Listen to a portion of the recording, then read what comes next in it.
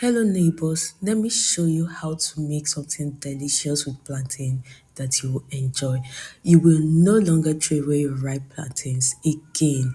Now this is how we are going to make this. I already have my deboned fish in a plate.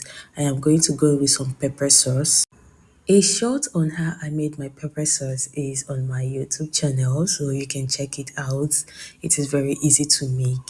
I am going to mash this up together and then slightly season my fish base. This is because this fish has been cooked and it just needs a little touch up of seasoning. So I added a little bit of salt and a little seasoning powder, and that's just it. You don't want to over season this to avoid it being salty. Okay, the moment it is salty, you don't like it. So I am going to cut up my plantain. These plantains are overripe. I'm going to cut it up and mash it with a fork.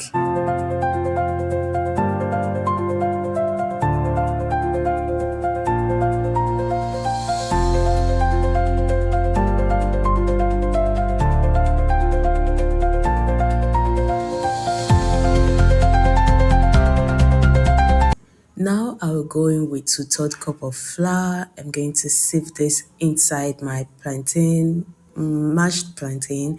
I will go in with 1 tablespoon of sugar and half a teaspoon of baking powder. Then I will combine this together with my hands. My hands are already washed, so please don't come after me, okay?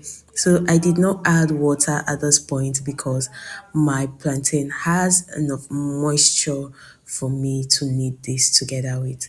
So I will just mash this up with my hands, knead them together with my hands very well. Then I'll go in with half tablespoon of margarine, then add a little bit of flour to it so that I am able to combine this together and it does not stick. Okay, so just be gentle with the flour that you're adding. If at any point you notice that your flour is too much, you mistakenly added too much flour, then you can add a little bit of milk to it so that it loosens up a bit.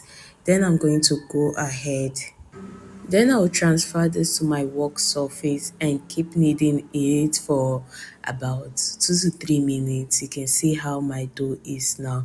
I am going to divide this dough into 4 or 5. Okay, so this is just a little serving, not so much. I will divide this, slightly flour my work surface and start rolling it out. So I have this meat pie cutter that I will be using to, do the finishing touches. If you don't have a meat pie cutter, you can use a round shaped cover to cut it out and then, put your filling and press the edges or seal the edges with your fork. Okay, because I have a cutter, I will use the cutter and this makes the work very easy. I will seal the edge with by applying a little bit of water so that it stick together. You can see how I am doing this and you can see the outcome of it.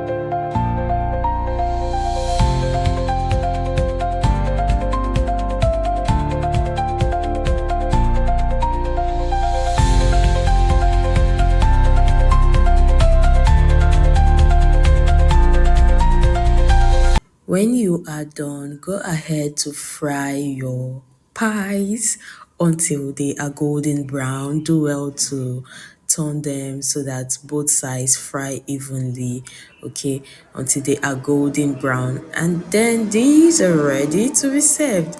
You can serve this with any fruit drink, any fruit juice of your choice, a yogurt, whatever that you want to serve it with. And I tell you, this came out so delicious.